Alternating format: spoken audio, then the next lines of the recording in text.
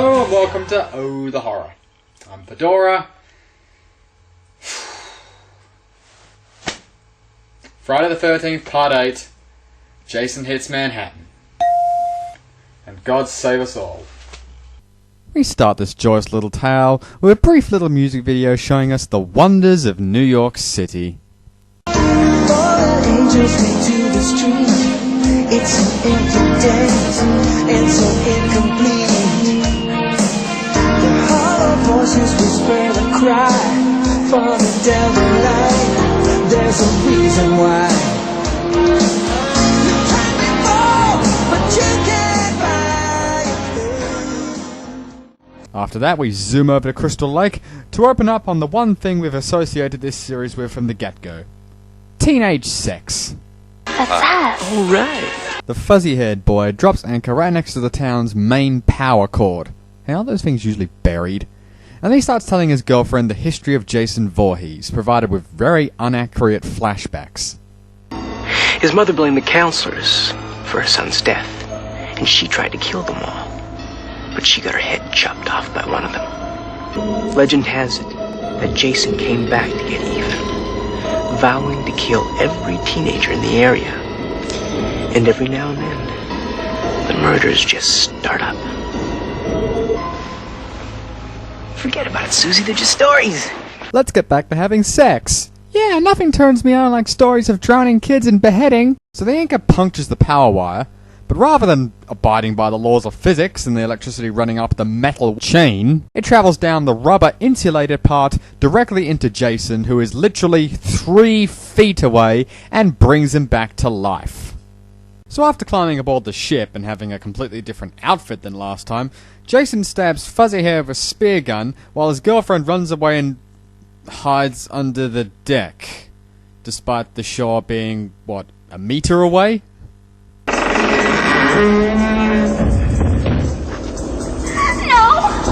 No, please, no! No! No! Please, no! Hurry up before I have a freaking migraine. Oh, thank God. The next morning arrives, and we're introduced to our heroine this time around, Renny, who, along with her graduating high school class, are getting onto a boat bound for New York City. Go on, open it. Stephen King supposedly used it in high school. And if there's anybody that can make use of that pen, it's you. But if somebody named Tom Holland comes around and asks to make a mini-series adaptation, just run. Just run for your life. Hello, Charles. Colleen, you know this cruise was your idea, so at the very least you could show up on time. Oh, this guy.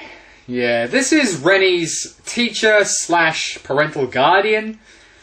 And in case you're wondering, yes you are. Yes, you are going to hate him. Yes. And finally, we have the forced love interest by the name of Shawn, who already has some kind of weird, slightly more than friends relationship with Renny. Jason climbs aboard the ship. Hey, he didn't buy a ticket. And it pulls out and heads towards the Big Apple. Alright, it's party time!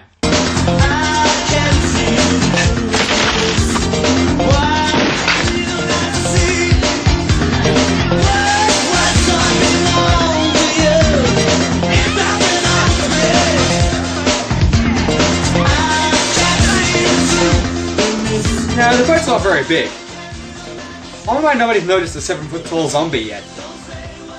The movie takes time out now to introduce us to some of our victims-to-be. Like these two friends, I guess, who during the conversation don't seem to realise that the boat doesn't seem to be moving. Alright, let's kill somebody now, shall we? Joan Jett here goes into the engine room to practice, so Jason goes down to give her a little personal feedback.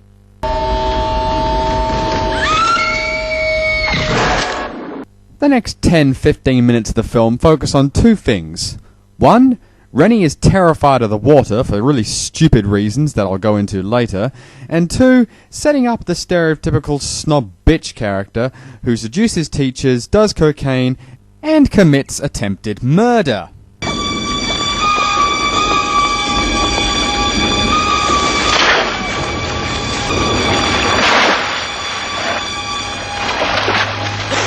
got you! After Shawn rescues Renny from drowning, naturally her teacher/guardian is very grateful. You've done a wonderful job of supervising the kids. What the hell happened here? It wasn't her fault. Give me those towels. You stay away from her. Both of you. You're welcome! Meanwhile, Jason decides to pay Snob Bitch a visit.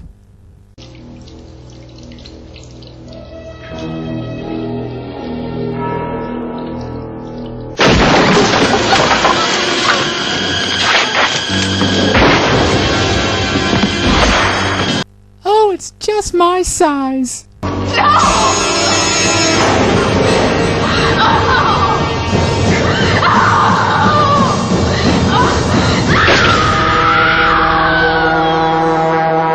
It's about now that you're probably noticing a trend developing. No matter how bad the Friday the 13th sequels may have gotten, there was always one thing that we could depend on. One thing to sort of salvage it. And that was that the death scenes and the makeup effects would look really good.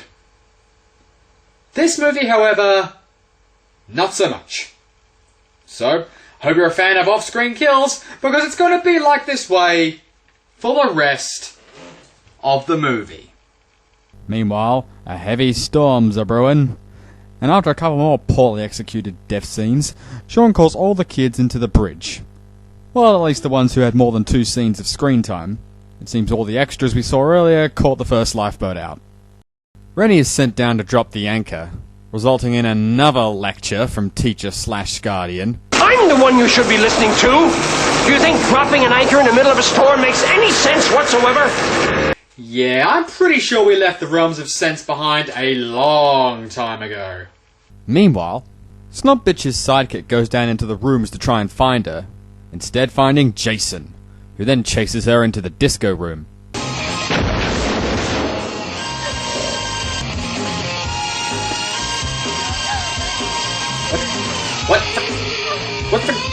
What is this? Is there 3 of him? What, is he just teleporting? What, now he's invisible? What's going on? And what do we get after all that crap? A strangulation. Jason uses his apparent teleportation to dispatch a few more teenagers before launching an attack on Renny, which is foiled by the amazing powers of Stephen King's pen. Ah! The power of intelligent writing! It burns! Renny. I don't understand what's happening to me. Is it just me, or does he look like he's enjoying that a little too much? Sorry to interrupt your moment there, guys, but the boat is kind of sinking.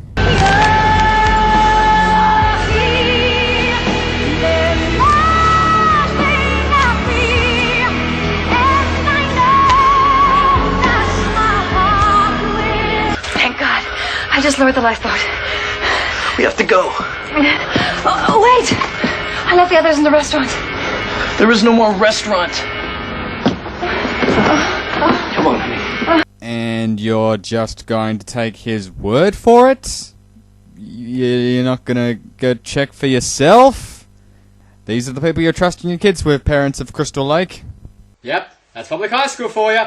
Fuck it! Every man for himself! Everyone that's still apparently alive, or at least important to the script, makes a break for the lifeboat and paddles into the closest fog they can find. I hope you can find shore soon, Captain. We all don't want to drown out here.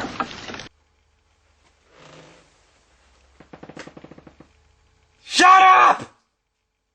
After a few more days or something of rowing, the group manages to catch sight of their destination, New York City. New York, a wonderful town. The Bronx is up and the Battery's down. The people ride in a hole in the ground. New York, it's a wonderful town. They dock their boat somewhere and begin looking around for a phone. Wonderful choice of places to dock a boat, Mr. Robertson. Wonderful. Right, that's it. I warned you, didn't I? I warned you to shut up, but you wouldn't! I fucking warned you to shut up! 2 minutes after arriving, the group is given the traditional New York welcome. Give me your money. Everyone shut up and give him the money. Now! Renny is kidnapped by the two thugs, who are taken out quickly by a conveniently timed Jason. What'd he do, swim to New York? Jason then teleports over to the jock guy, who, after having already witnessed him surviving gunshot wounds, starts boxing with him.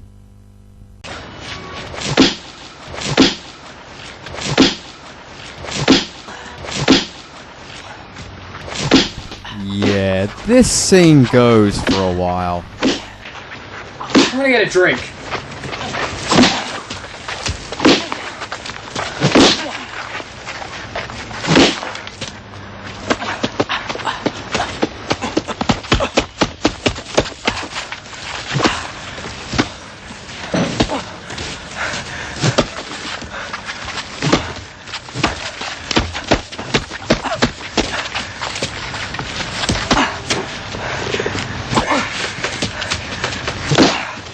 I think we can fast forward through the rest of this.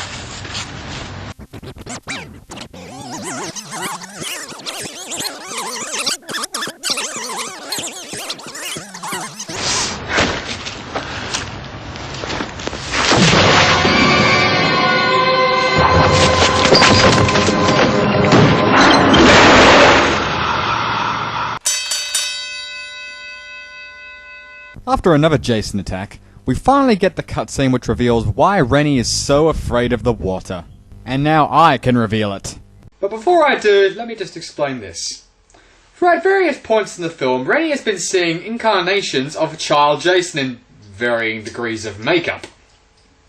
And the reason for this is when she was a kid and she was visiting Crystal Lake and having a very forced swimming lesson provided by Mr. Stick-Up-His-Ass, a child Jason Voorhees actually did try to drag her down to the bottom of the lake. Bullshit! Jason drowned at age 11 in 1957. This movie is set in 1989. Now, there are only two ways that Renny could have possibly seen Jason at that age. One, Renny, who has just graduated from high school, is actually in her 40s. Or two, the most likely option, the people who wrote the script for this movie are a bunch of morons who can't seem to count or do their frickin' research. Alright, anyway. After Jason drowns Uncle Teacher, At last, some good news. he chases Renny and Shawn through the New York subway system, which eventually leads up to the streets. You don't understand. There is a maniac trying to kill us. Welcome to New York. It's a wonderful time. The chase eventually leads down into the sewers, where Renny and Shawn find out, thanks to this guy who dies a minute later, are flooded out every night at midnight with good old-fashioned toxic waste.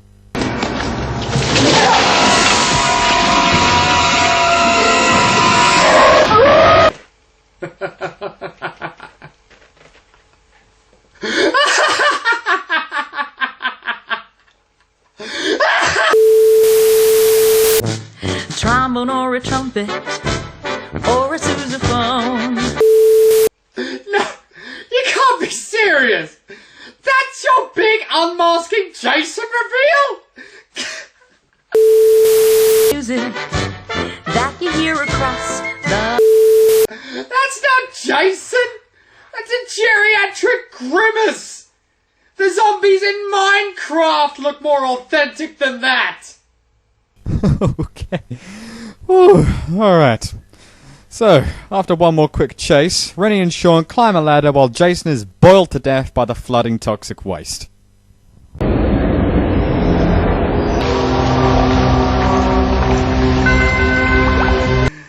Okay, I'm not laughing anymore. Why did the toxic waste turn him into a kid?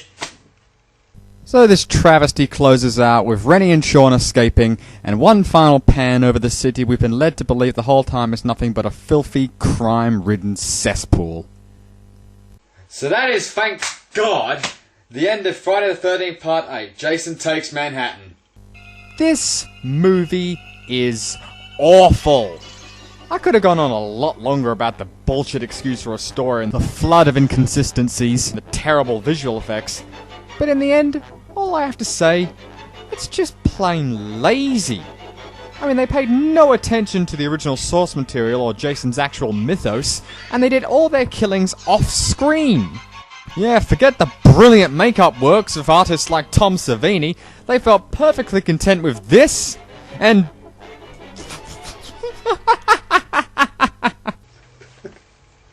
Okay. You know what? I can respect them for trying to change this series up by putting Jason into a different location. But, as interesting an idea as that is, it doesn't always make a better movie. They experimented with this idea, didn't pay off, and I'm glad they learned their lesson. And they're not going to make the same mistake. For fuck's sake! Real sight is New York in the light of the day. Our only day. New York, New York, a wonderful town. The Bronx is up and the Battery's down. The people